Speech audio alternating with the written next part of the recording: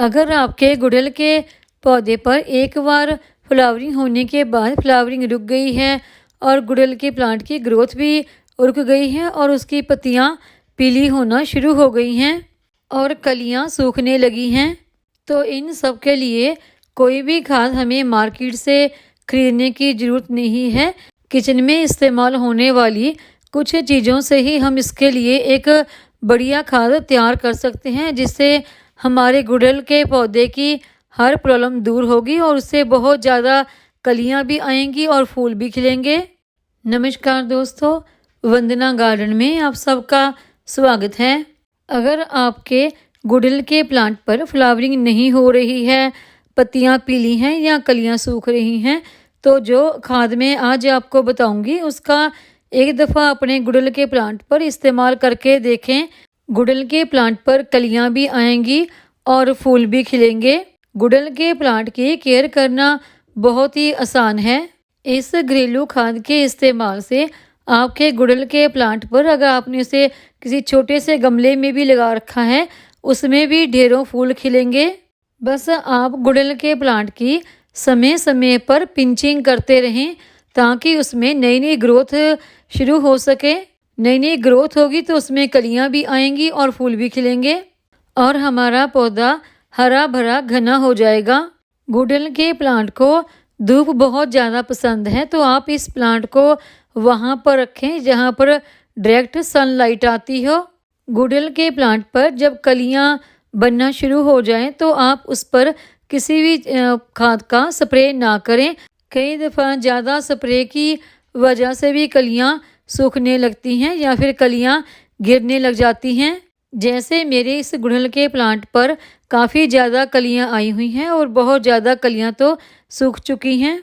और गुड़हल के प्लांट की मिट्टी में कभी भी चींटियां ना लगने दें, क्योंकि अगर चींटियां लगेंगी तो मिट्टी में जो मिलीबग के अंडे हैं वो निकाल कर प्लांट के ऊपर रख देती हैं खाने के लिए, तो उससे प्लांट की ग्रोथ रुक जाती है और हमारा पौधा सूखना शुरू हो जाता है। तो गुड़हल के प्लांट से मिलीबग को हम कैसे दूर कर सकते हैं, उसके लिए मैं पहले वीडियो भी शेयर कर चुकी हूँ।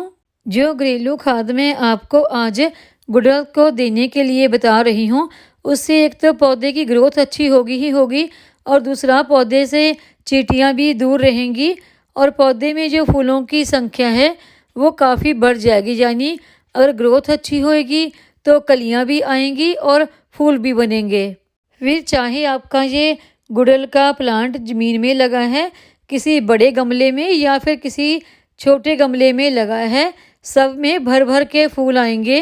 बस आप समय समय पर गुड़हल के प्लांट की प्रूनिंग करते रहें, क्योंकि जो भी फूल आते हैं या कलियां बनती हैं वो जो हमारी पुरानी ब्रांच होती हैं उन पर नहीं बनती।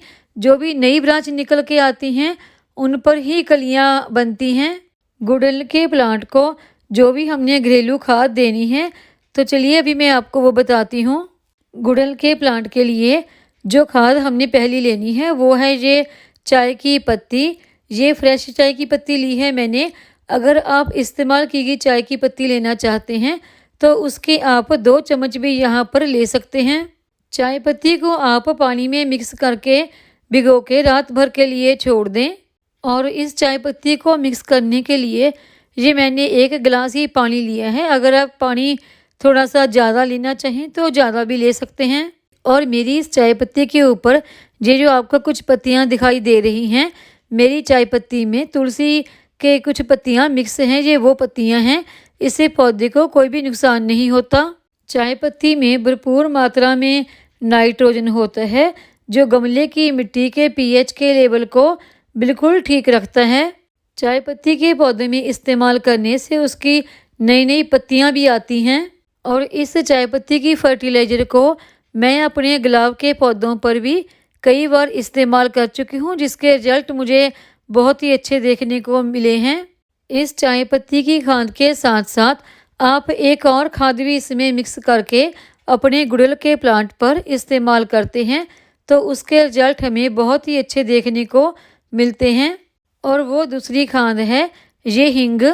हींग को अगर हम अपने गुड़हल के प्लांट पर इस्तेमाल करते हैं तो इसका पहला फ़ायदा ये होता है कि इसकी जो स्मेल होती है वो बहुत तीखी होती हैं और इसकी स्मेल से ही अगर कोई चींटियां हैं पौधे की मिट्टी में या पौधे के आसपास भी तो वो भाग जाती हैं। और दूसरा, अगर पौधे पर फंगस लगा है तो वो भी दूर होता है। हींग का यहाँ पर मैंने 1 चम्मच लिए हैं। जैसे हमने चाय पत्ती का 1 चम्मच लिया था तो उसके बराबर ही हींग भी ली है। हींग को चाय पत्ती में अच्छी तरह से मिक्स कर देंगे और दोनों को ही 1 रात के लिए छोड़ देंगे। हींग में एंटीबैक्टीरियल तत्व पाए जाते हैं। इसके इस्तेमाल से एक तो पौधों पर किसी भी तरह के कीट हों, फंगस हो या पौधे की पत्तियों को काटने वाले कीड़े हों, वो सब दूर होते हैं। और दूसरा, पौधे की जो मिट्टी है वो काफ़ी उपजाऊ बन जाती है। अभी हम इसको 1 रात के लिए छोड़ देंगे और ये दूसरे दिन का रिजल्ट देखिए। चाय पत्ती और हींग पानी में अच्छी तरह से मिक्स हो गई है और इनका कलर भी काफ़ी ज़्यादा चेंज हो गया है। अभी हम इसे पानी में मिक्स कर देंगे। पानी यहाँ पर मैंने 1.5 से 2 लीटर के आसपास लिया है और इसको छानकर डालने की ज़रूरत नहीं है क्योंकि इसे मैं सिर्फ गमले की मिट्टी में मिक्स कर रही हूँ। पौधों के ऊपर इसका स्प्रे नहीं कर रही हूँ। अगर आपको स्प्रे करना है तो आप इसे छानकर भी डाल सकते हैं। अब इस लिक्विड फर्टिलाइज़र को आपने अपने पौधों पर इस्तेमाल कितना कितना करना है। देखिए, अगर आपका गमला बड़ा है तो आप 1 से 1.5 या 2 गिलास के आसपास दे सकते हैं।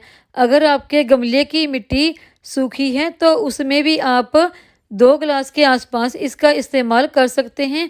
अगर आपका गमला छोटा है तो 1 गिलास काफ़ी है और अगर मिट्टी में पहले से मॉइस्चर है तो आधा गिलास इस फर्टिलाइज़र का काफ़ी है।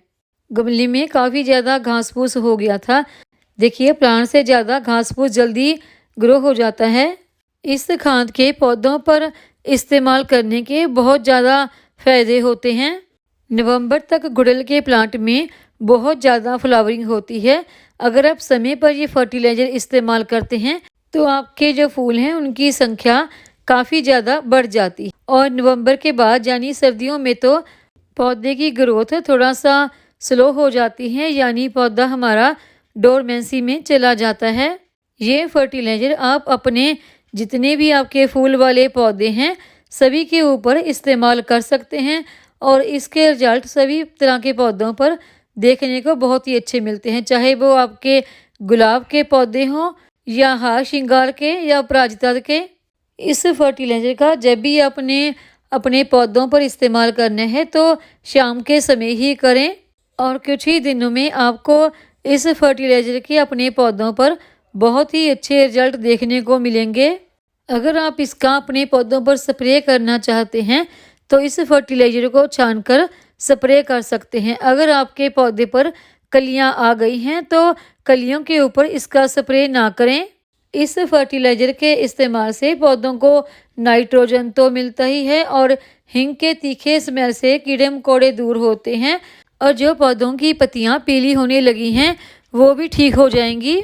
इस फर्टिलाइज़र को आप 20 दिन से लेकर 1 महीने तक दोबारा रिपीट भी कर सकते हैं, यानी महीने में 1 बार रिपीट कर सकते हैं।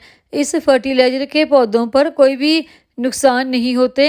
अगर आपको मेरी ये वीडियो पसंद आई हो तो वीडियो को लाइक करें, सब्सक्राइब करें, शेयर करें, कमेंट करें, बेल आइकॉन को ज़रूर दबाएं ताकि मेरी आने वाली हर नई वीडियो का नोटिफिकेशन आपको मिलता रहे।